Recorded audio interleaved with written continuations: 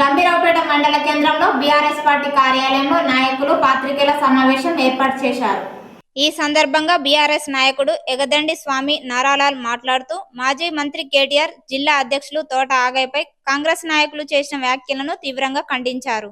10 ఏళ్ల పాటు కేటీఆర్ నియోజకవర్గం అభివృద్ధి ధ్యేయంగా పనిచేశాడన్నారు. అలాంటి కేటీఆర్ ను అర్హత లేని కాంగ్రెస్ నాయకులు విమర్శించడం సిగ్గుచేటన్నారు. అలాగే జిల్లా అధ్యక్షులు తోట ఆగయ్యపై స్థాయికి మించి విమర్శించడం వారి విజ్ఞతకే వదిలేస్తున్నామని అన్నారు. ఈ కార్యక్రమంలో మండల అధ్యక్షులు పాపగారి వెంకటస్వామి గౌడ్, మాజీ మండల అధ్యక్షులు రాజారాం, మండల కార్యదర్శి గంధడపు రాజు, పట్టణ అధ్యక్షులు పెద్దవేణి వెంకట్ యాదవ్, నర్మల, మాజీ సర్పంచ్ రాజు, మాజీ ఎంపీటీసీ ఎగదండి స్వామి, కర్ణాకర్, బండ రమేష్ తదితరులు ఉన్నారు. ఏదైతే అక్కడ ఉన్నటువంటి సీనియర్ నాయకులను నువ్వు గుర్తించక నువ్వు పదవుల కోసం ఈ విధంగా చేస్తున్నావు. నీ చరిత్ర అంతా అందరికీ తెలుసు, కాంగ్రెస్ వాళ్ళకి తెలుసు, బయట ఇతర పార్టీ నాయకులకు తెలుసు.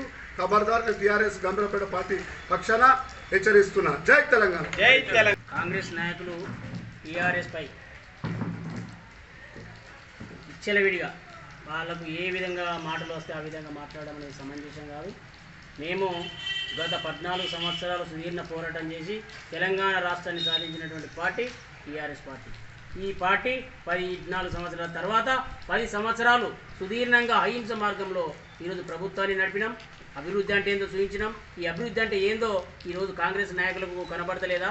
ఏనాడు కూడా మేము ప్రతిపక్షంలో ఉన్నప్పుడు కావచ్చు, అధికార పక్షంలో ఉన్నప్పుడు కావచ్చు, ఎప్పుడు కూడా మీ మీద ఇలాంటి దూషణలు, నాలుకలు కోస్తా, చీరెత్తా, మిమ్మల్ని పండబెట్టి తొక్కుతా అనేటువంటి వర్డ్స్ ఎప్పుడు కూడా మేము మాట్లాడలేదు. మేము శాంతియుతంగా పోరాటం చేస్తున్నాం.